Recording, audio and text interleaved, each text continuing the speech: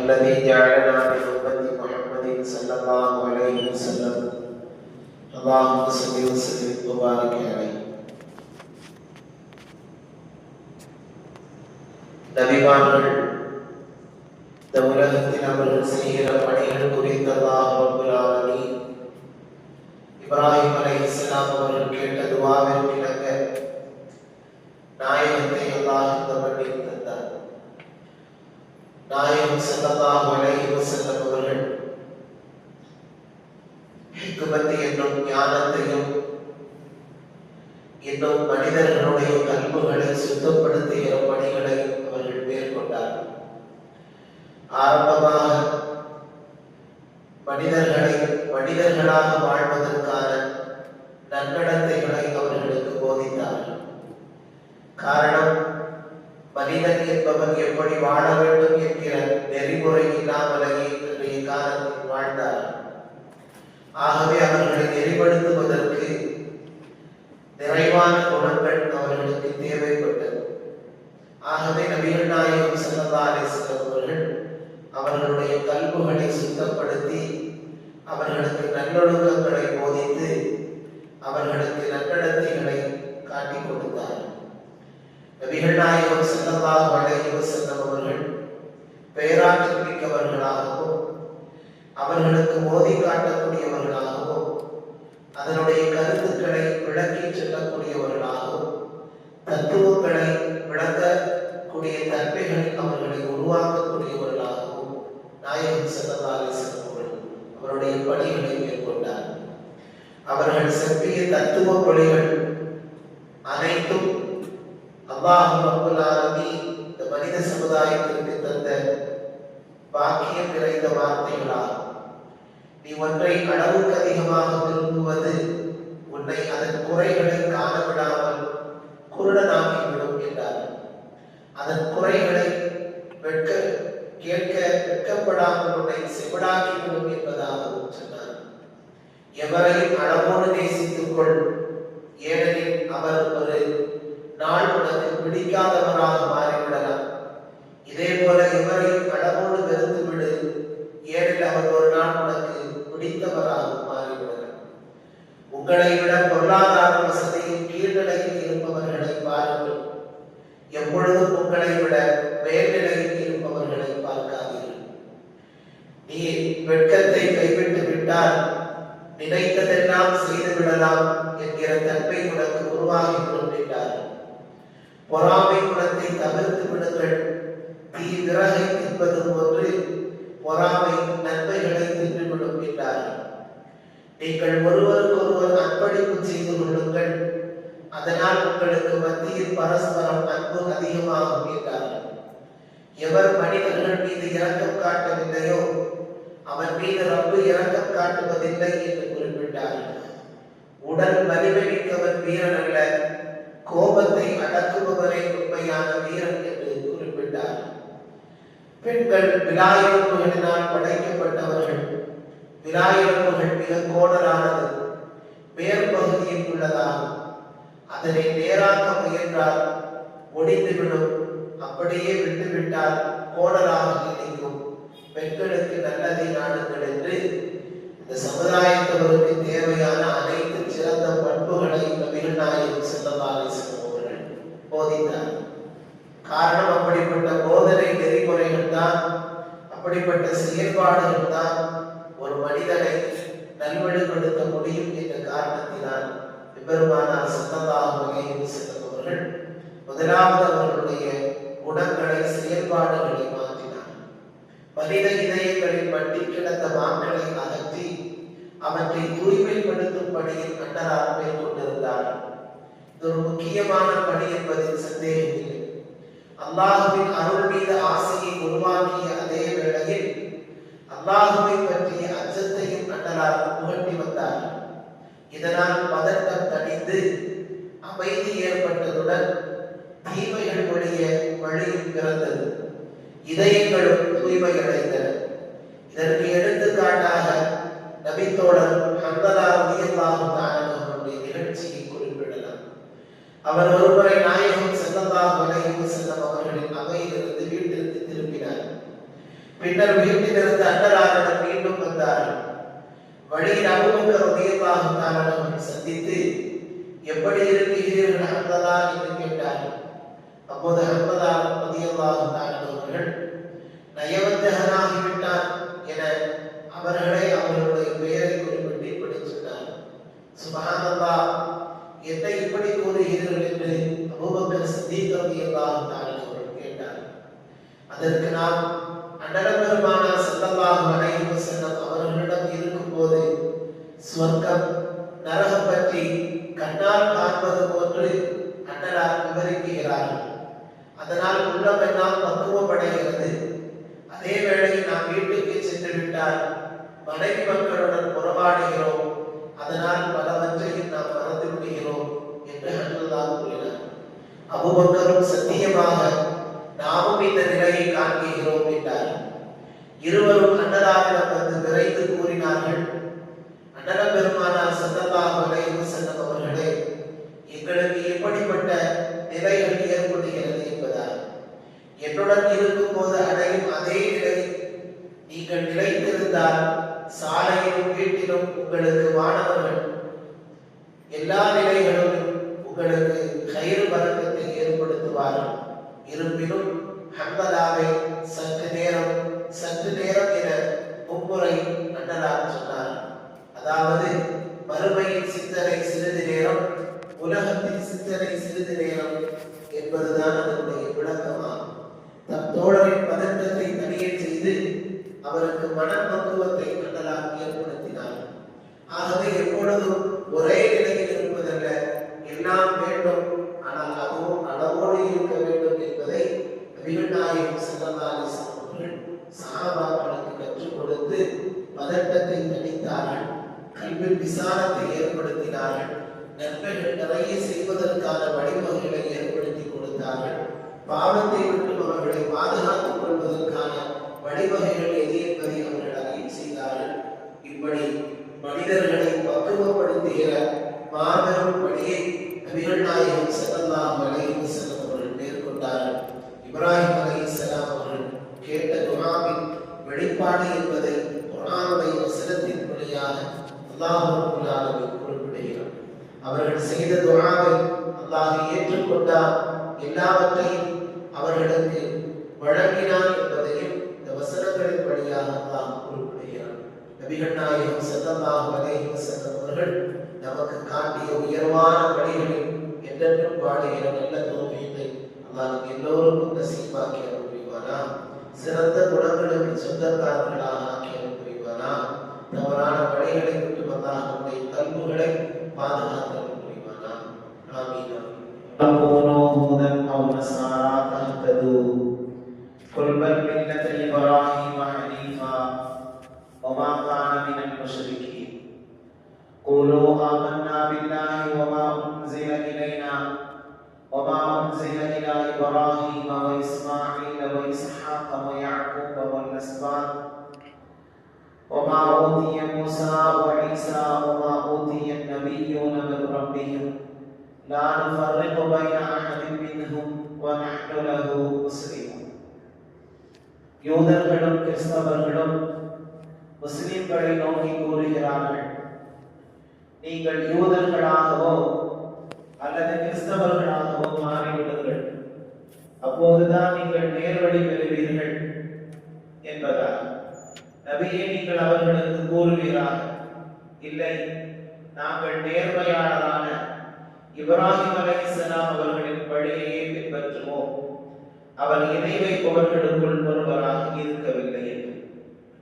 நம்பிக்கை கொண்டவர்களே, அல்லாஹுவையும் எங்களுக்கு இறக்கி வைக்கப்பட்ட இவ்வேதத்தையும் மற்றும் இப்ராஹிம், இஸ்மாயில், இஸ்ஹாக், யாக்கூப் அலைஹிஸ்ஸலாத்து வஸ்ஸலாம் என்னும் இவர்களின் சந்ததியினர்களான நபிமார்கள் மீது இறக்கி வைக்கப்பட்டுள்ளதையும் மற்றும் மூசா அலைஹிஸ்ஸலாம், ஈசா அலைஹிஸ்ஸலாம் அவர்களுக்கு அருளப்பட்டதையும் இதர அனைத்து இறை தூதர்களுக்கும் தங்களுடைய இரட்சகரிடமிருந்து அருளப்பட்டதையும் நாங்கள் நம்பிக்கை கொண்டோம். அவர்களில் எவர்களுக்கு இடையிலும் நாங்கள் பாகுபாடு காட்ட மாட்டோம். நாங்கள் அல்லாஹ்வுக்கே அடிபணிபவர்களாக இருக்கின்றோம் என்று நீங்கள் கூறுங்கள் என்பதாக அல்லாஹ் நபியை பார்த்து குறிப்பிடுகிறார். இஸ்லாமிய ஏகத்துவ கொள்கை ஏற்று நடக்குமாறு யூதர்களிடமும் கிறிஸ்தவர்களிடம் கூறப்பட்ட வேளையில் யூதர்கள் தங்கள் மதத்தில் சேருமாறு கிறிஸ்தவர்கள் தங்கள் மதத்தை தழுவுமாறு கூறியதுடன் அப்போதுதான் நேர்வழி பெற முடியும் என்றும் சொல்லிக் கொண்டார். அவர்களுக்கு பதிலளிக்கும் வகையில் அல்லாஹ் இந்த வசனங்களை அருளினார். வேதக்காரர்களான யூதர்கள் மற்றும் கிறிஸ்தவர்களிடம் இப்படி கூறுமாறு நபிக்கு அல்லாஹ் கட்டளையிட்டார். நபி இப்ராஹிம் அலைஹிஸ்ஸலாம் அவர்கள் நம் அனைவருக்கும் பொதுவான தந்தையாவர். நாம் அனைவரும் அவரை ஏற்றுக்கொண்டிருக்கிறோம். எனவே வாருங்கள் அவரது வழியை பின்பற்றுவோம். அவர் நேர்மையானவர், இறைவனுக்கு இணை கற்பிக்காதவர், தூய்மையான ஏகத்துவ கொள்கையை தாமும் ஏற்று பிறருக்கு போதித்தவர். ஆனால் இப்ராஹிம் அலைஹிஸ்ஸலாம் அவர்களை மதிப்பதாக சொல்லிக் கொள்ளும் வேதக்காரர்கள் அவர்கள் போதித்த ஏக இறை கொள்கையை கைவிட்டு விட்டனர். கிறிஸ்தவர்கள் நபி ஈசா அலைஹிஸ்ஸலாம் அவர்களை இறைவனின் மைந்தர் என்றும் முக்கடவுள்களில் ஒருவர் என்றும் கூறி அல்லாஹ்வுக்கு இணை வைக்கின்றனர். யூதர்கள் நபி உஸைர் அலைஹிஸ்ஸலாம் அவர்களை அல்லாஹ்வின் புதல்வர் என்று கூறுகின்றனர். இதன் மூலம் அல்லாஹ்வை மனிதரின் தரத்திற்கு கீழே இறக்கி அல்லாஹ்வுக்கு இணை வைக்கின்றார்கள் யூதர்கள் என்பதை அல்லாஹ் இங்கே தெளிவுபடுத்துகிறார். இரண்டாவது வசனத்தில் அல்லாஹ் கூறுகிற பொழுது முஸ்லிம்களுக்கு ஒரு ஆணை பிறப்பிக்கின்றான் இறைவன். அல்லாஹ்வையும் அவன் எங்களுக்கு இறக்கி அருளிய திருக்குர்ஆனையும் முந்தைய நபிமார்களுக்கு அல்லாஹ் அருளிய வேதங்களை நாங்கள் நம்பிக்கை கொள்கிறோம். அவர்களில் யாருக்கிடையும் வேற்றுமை பாராட்ட மாட்டோம். அல்லாஹ்வுக்கே நாங்கள் அடிபணிவோம் என்று கூறிவிடுங்கள் என்பதை அந்த ஆணையாக இருக்கிறது. யூதர்களையும் கிறிஸ்தவர்களையும் போல இறை தூதர்களின் சிலர்களை நம்பி மற்ற சிலர்களை நம்பாது இருக்க மாட்டோம். நம்பும் விஷயத்தில் நபிமார்கள் அனைவரும் சமம் என்பதை நாங்கள் கொள்கையாக ஏற்றிருக்கிறோம். ஏனெனில் அனைத்து நபிமார்களின் லட்சியமும் ஏக இறைவனான அல்லாஹ்வுக்கு அடிபணிவதாகவே இருந்தது. அதையே நாங்கள் செய்கிறோம் என்பதாக கூறுகின்றனர். நபி இஸ்மாயில் அலைஹிஸ்ஸலாம் அவர்களை யூதர்கள் தரம் தாழ்த்தி பேசுவார்கள். அதற்காக முஸ்லிம்கள் எவரும் இஸ்ரவேலர்களின் நபிமார்களான இஸ்ஹாக் அலைஹிஸ்ஸலாம் அவர்களையோ யாக்கூப் அலைஹிஸ்ஸலாம் அவர்களையோ மரியாதை குறைவாக பேசுவது கிடையாது, பேசவும் கூடாது. பொதுவாக எல்லா நபிமார்களையும் அவர்களுக்கு அருளப்பெற்ற வேதங்களை முஸ்லிம்கள் நம்புகின்றனர். ஆகவே அவர்களை மதிக்க வேண்டும், கண்ணியப்படுத்த வேண்டும் என்பதை அல்லாஹ் ரப்பல் ஆலமீன் குறிப்பிடுகிறார். நபி யாக்கூப் அலைஹிஸ்ஸலாம் அவர்களுக்கு 12 மக்கள். அவர்களுக்குள் நபி யூசுப் அலைஹிஸ்ஸலாம் அவர்களும் ஒருவர். இவர் அனைவர்களும் நபி யூசுஃபின் காலத்தில் எகிப்தில் குடியேறினார்கள். இவர்களுக்கு பல்லாயிரம் பேர குழந்தைகளும் இருந்தனர். ஒவ்வொருவரும் ஒரு கூட்டமாக பள்ளி பெருகி இருந்தார்கள். இவர்களை நபி மூசா அலைஹிஸ்ஸலாம் அவர்கள் எகிப்து சர்வாதிகாரிகளிடமிருந்து மீட்டு வேறு இடத்திற்கு அழைத்து சென்றனர். இந்த வழித்தோன்றல்களை இங்கு குறிப்பிடுவதனுடைய நோக்கமாக இருக்கிறது. ஆகவே ஒவ்வொரு நபிமார்களும் இந்த மண்ணில் வருகை தந்தது ஏகத்துவ கொள்கையை மண்ணில் உறக்க சொல்வதற்காக வேண்டி. அவர்களை மதிக்க வேண்டும், கண்ணியம் செய்ய வேண்டும். சிலர்களை ஏற்றுக்கொள்வோம், சிலர்களை நிராகரிப்போம் என்கிற மனநிலையில் இருக்கக்கூடாது. அவர்கள் நபிமார்களை திட்டுவது போன்று அவர்களுடைய சமூகத்திற்கு வந்த நபிமார்களை நீங்கள் திட்ட வேண்டாம் என்பதையும் அல்லாஹ் ரப்பல் ஆலமீன் குறிப்பிடுகிறார். எல்லோரையும் கண்ணியம் செய்யுங்கள், மரியாதையோடு நடத்துங்கள். அவர்கள் அனைவர்களுமே அல்லாஹ்வின் நபிமார்கள். ஏகத்துவ கொள்கையை இந்த மண்ணிற்கு கொண்டு வந்தார்கள், அதையே மக்களுக்கு எடுத்துரைத்தார்கள் என்பதை அல்லாஹ் விவரித்து கூறுகிறார். நபி ஸல்லல்லாஹு அலைஹி வஸல்லம் அவர்களுடைய வருகைக்கு பின்பாக எல்லோரும் நபி முஹம்மது ரசூலுல்லாஹி ஸல்லல்லாஹு அலைஹி வஸல்லம் அவர்களை ஏற்று வழிநடக்க வேண்டும் என்பது அல்லாஹ்வினுடைய ஒப்பந்தம். அதை நபிமார்கள் சரியாக செய்தார்கள். ஆனால் இடையில் வந்த யூதர்கள், கிறிஸ்தவர்கள் அவரவர்களுக்கு தேவைக்கு ஏற்ப நபிமார்களையே திசை திருப்பி பேச ஆரம்பித்தார்கள். அதை அல்லாஹ் இங்கே தெளிவுபடுத்துகிறான். அல்லாஹ் நேரான قل تحاجوننا في الله وهو ربنا وربكم ولنا أعمالنا ولكم أعمالكم ونحن له مخلصون أم تقولون إن إبراهيم وإسماعيل وإسحاق ويعقوب والأسباط كانوا هودا أو نصارى قل أأنتم أعلم أم الله ومن أظلم ممن كتم شهادة عنده من الله وما الله بغافل عما تعملون تلك أمة قد خلت لها ما كسبت ولكم ما كسبتم ولا تسألون عما كانوا يعملون. நபியே, நீங்கள் கூறுவீராக, அல்லாஹ்வின் விஷயத்தில் நீங்கள் எங்களிடம் தர்க்கம் புரிகின்றீர்களா? அவன் எங்களுக்கும் இரட்சகன், உங்களுக்கும் இரட்சகன். எங்களின் நற்செயல்கள் எங்களுக்கே, உங்களின் நற்செயல்கள் உங்களுக்கே. அவனுக்காக நாங்கள் வழிபாடுகளை தூய்மை செய்கிறோம்.